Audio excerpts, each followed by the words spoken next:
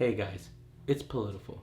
Thank you so much for joining me back on my channel, as I know that it's been a while since I posted, but this time is a little bit different. Urgency is needed, and I need to make an appeal to both Chuck Schumer and Mitch McConnell. Up front, this video is very direct to you. You need to vote yes to support Americans with $2,000 checks. I know that seems like it's a lot to ask from the both of you, since you two can't get your act together and doing this in unison, but I will lay out my case as to why I feel like you need to. First and foremost, Mitch and Chuck, you both need to sit down and talk it out. Chuck, your job isn't done because you tweeted out. So what? Go to your buddy and talk to him. Quit sending people for you. Don't send any aides. Don't send nobody to go talk to Mitch. You both need to sit down in a room and discuss what is needed to pass this bill. A man-to-man conversation is what is needed here. Mitch, you're literally probably one of the most despised figures in American politics today. Not even your own party agrees with you anymore. People see their constituents struggling. People look around and know what's going on. They just can feel the tension in the air, and they can feel the struggling that is going on in their own households. You don't. You're so detached from what you were set out to do, to work for the American people. You look more and more detached from reality when you say the $2,000 stimulus check is dead on arrival. Now let me take a second and think about that. If you needed help and you knew that this pandemic was unprecedented in so many more ways than one, whether you're a denier or you're someone who just doesn't care about COVID-19, there's no denying the fact that it's been widespread in the way that it's affected everybody's lives in our country. Right now, it's lucrative to be in your positions. Somehow both of you are set to make more money than the average American, and both of you argue on the amount that seems to be far-fetched to you both. Remember, there are people who are literally struggling, businesses closing, and restructuring of our economy that is reflecting more and more of a monopoly. Is this what you want on your watch? Are you so far disconnected that you don't know what it's like to see Americans struggling? Come on, Mitch. In Kentucky, people struggle every damn day. Are you listening to them? Or are you okay making decisions in your ivory tower? Are we Americans not as important as your business suit friends who emphatically voted for you? What about Big Pharma? What about your GM friends who act clueless as well? You're so quick to line up behind them and give them what they need. Yet when Americans are struggling, American people, your everyday person that you go and beg votes for, when they're struggling, you don't care. And what about you, Chuck? Can you put your pride aside, get off Twitter, and go talk to your colleague? Preach the urgency. Preach what you claim a Democrat stands for. You can't sit here and pretend that just because you yell something out, that's all it takes to get something done. It takes heart, and it takes determination. You lack both. Get off your behind and lead. Start leading. Let's go back to history for a second. Didn't you, Mitch, vote for the bailouts of banks and the automakers? And didn't you do the same thing, Chuck? Now, why is it hard for you to approve this measure for Americans? Why is it so hard for both of you to come together for the first time in a long time, bipartisan support, and do something for the American people? Why is it hard to convince each other for something we need right now? It's pathetic that people on both sides agree to helping the American people before other people. It isn't that hard. No, you both make it seem like you need degrees from MIT to make government run. Don't you understand that it's government for the people and by the people? We Americans deserve more.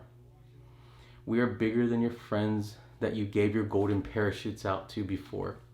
We are who keep you in office. No, we are the people you go to beg for our vote, and then you leave as soon as you get what you want. We don't get crap from you for 6 years.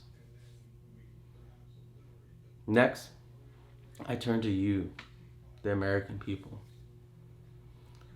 I ask for you to finally hold these people accountable. It's time that we stop the bickering on both sides and look at the people that are in front of us. They aren't doing anything for us.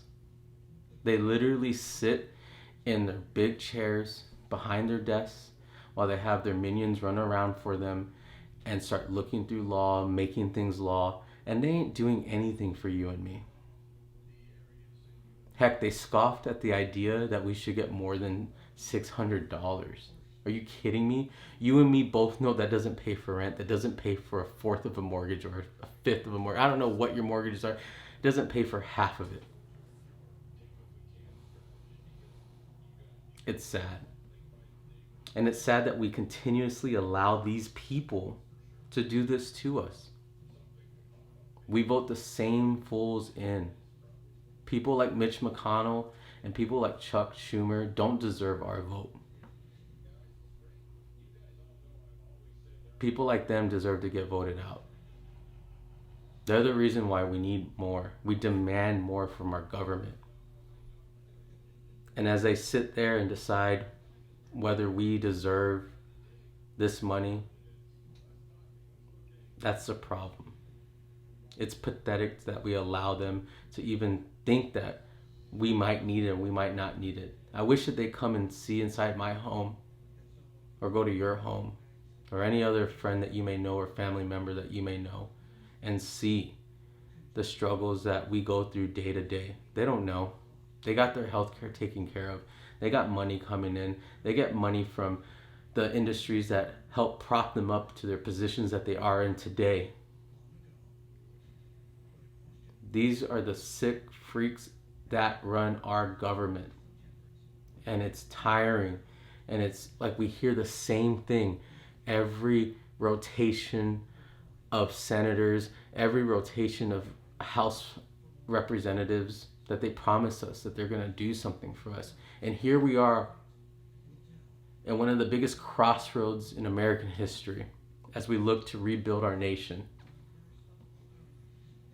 We need something to help rebuild. We come together as one. We don't take what's going on and say that this is okay. And I know that there's been plenty of people that have been lost in this pandemic. And it definitely hasn't been the greatest at times. And I'm sure 2020 is a year to forget. But I ask you to make this a year that we start to remember that we take back what is ours. And that is the idea of government.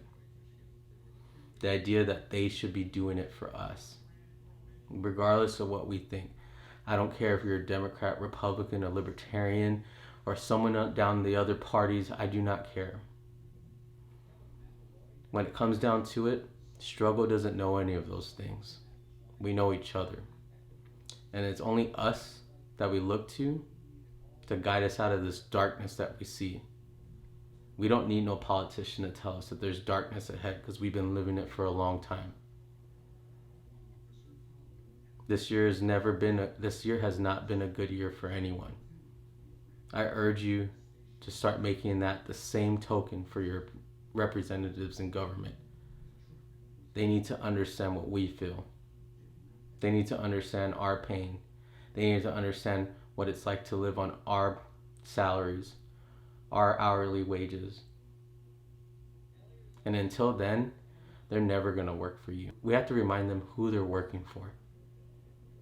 So I ask you again, my American brothers and sisters of any walk of life, to please start holding these people accountable. And I promise you on my end that I am going to continue to try to make content that is relative to you and that's important to you and I.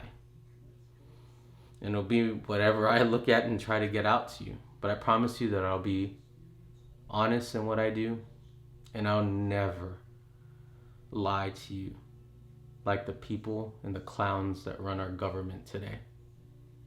I hope you all have a great rest of your year. God bless. And let's hope that 2021 will bring us much more than what we had in 2020. Have a good one, guys.